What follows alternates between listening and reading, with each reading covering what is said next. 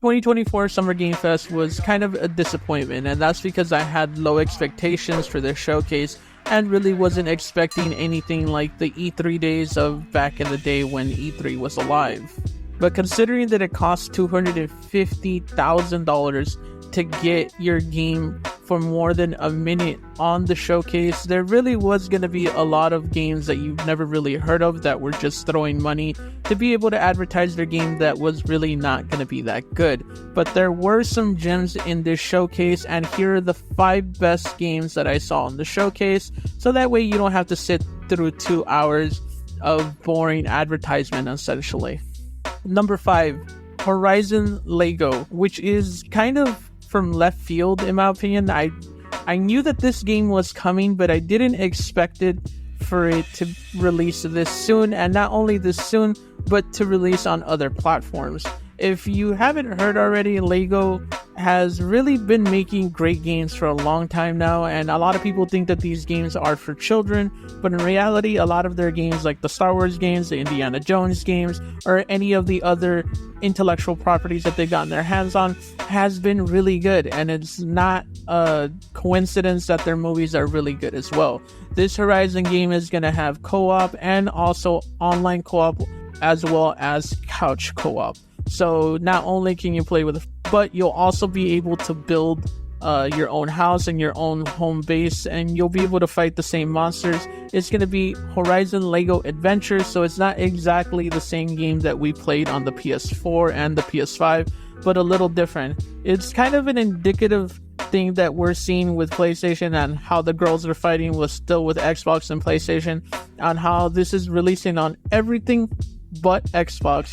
And in turn, Xbox has internal meetings and thoughts that they're probably going to release a lot of their intellectual properties on the PlayStation platform, as well as other platforms as well, which is hilarious. I'm really looking forward to this game because Lego really does have a knack for making their charm and their aesthetic bleed through the game and give it this great feeling of gameplay and humor at the same time. And it's what they've been doing for years now, and I can't wait to check out this game.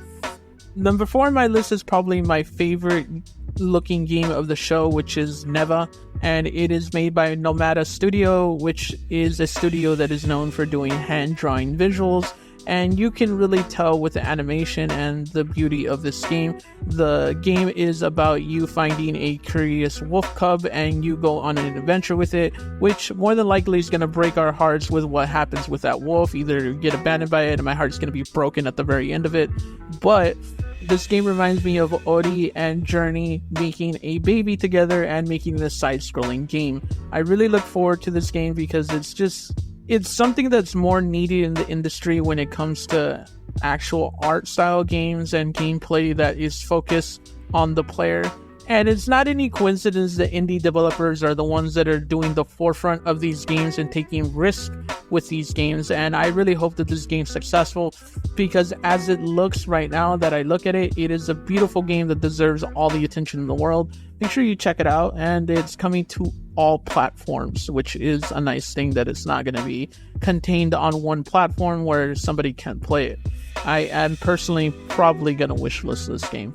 Number 3 is Wondershop, and the reason why I have this on number 3 is because it is intriguing, because the creator that made the Stanley Parable and the Beginner's Guide is the one making this game. And it is the complete opposite of those games, and it is about a character who wants to be on the battlefield and wants to be fighting, but ends up being managing a cartoon tea shop, and that is peaceful and that is nice. But if you played the Stanley Parable and the Beginner's Guide, there has to be some kind of twist to this game. It's not only going to be you making tea, and it's not only going to be making peaceful times in that shop. And if you look at the trailer, it kind of hints to the fact that, not everything is what it seems in this game, and I can't wait to see what that is going to be. Wondershop launches on the PS5 and the PC later this year, so you won't have to wait very long to see what that twist is. Number 2 is a game that I know that you guys are going to lose countless hours playing this game, which is Civilization 7. And I know a lot of people who like Civilization, a lot of personal friends who like this game, and unfortunately we didn't get any gameplay with this teaser at the Summer Game Fest, but I'm pretty sure there's going to be more gameplay coming to it. But I know a lot of people have been anticipating this game to come out for some time now. The game is going to come out on PC, PlayStation, Xbox, and Switch, so everybody will be able to enjoy this game, which I'm very happy about. Usually these games are only on PC and then come out on everything else, but this time it is launching on everything. I hope that's not a red flag, because usually when companies release on everything, you kind of get a quality of life that is missed on one platform and then releasing it on everything. Let's hope and cross our fingers that that is not the case. And number 1 is Phantom Blade Zero. A lot of people have been looking forward to this game for the longest time now, and we finally got some more gameplay that we kind of already seen gameplay for this game at PlayStation Showcase, but we've got more of it.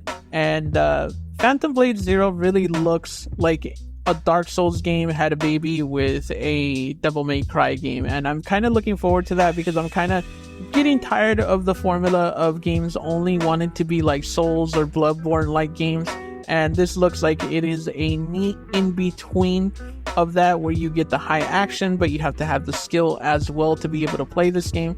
There is no definitive release date of when this is coming out, but they have confirmed that this is coming to PS5 and PC at an intermediate date. They really aren't sure. PlayStation has been very careful to show or to tell anybody when their games are coming out, because of the fact that oftentimes these giant games get delayed, because that's just the way production goes nowadays. It costs a lot of money, it costs a lot of manpower, and it costs a lot of time to make these games. So I'm really looking forward to seeing when we are going to get a release date for this game, and I really hope that it is that in between of Devil May Cry and a Souls type game, because I've really been craving that. I was hoping that Stellar Blade was going to be like that in between. It turned out to be more of a Souls-like game, but I'm hoping that Phantom Blade Zero will be that itch that I've been trying to scratch for the longest time. Thank you guys for watching. Make sure you guys like, comment, and subscribe. Let me know which game you are anticipating the most from Summer Game Fest 2024. Do you think it was a disaster? Let me know what your rating was for the game show. I think it was a 6 out of 10. If you don't want to watch this game show and you're watching this, I 100% understand, because it is 2 hours, and I'm not going to be lying to you and sitting here and saying that I didn't fall asleep several times. Thank you for watching. Make sure you like, comment, and subscribe, and remember, you're pretty good.